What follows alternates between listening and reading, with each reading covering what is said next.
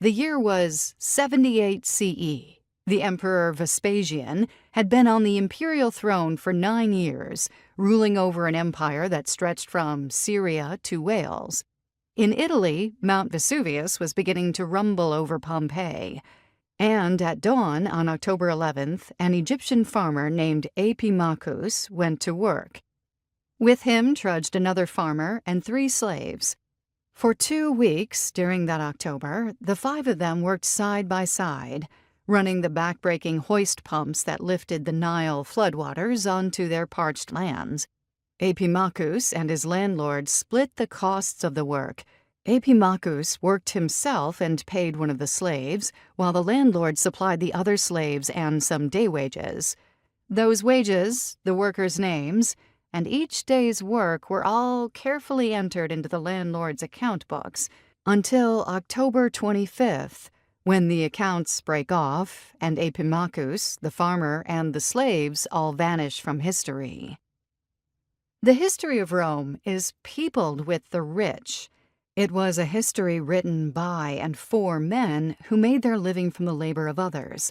How people like Epimachus and his comrades made their way in this world has yet to be told. How did they work and earn, sell and save, borrow and lend?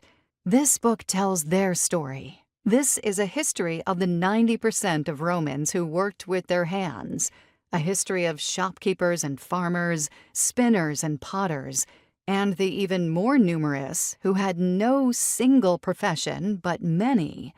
It's a book about both enslaved and free workers, women, men, and child workers.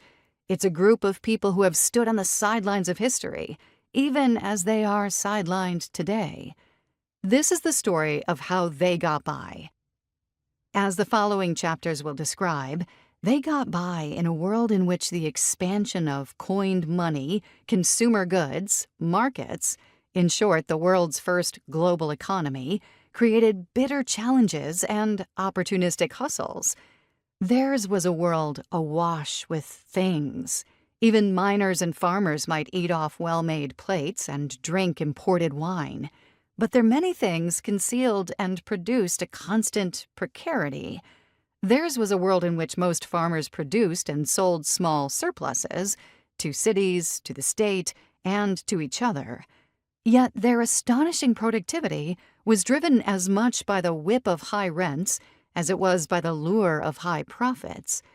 It was a world where working for wages was probably more common than at any time before early modernity. But working for wages meant working multiple jobs, hustling a living from many kinds of income.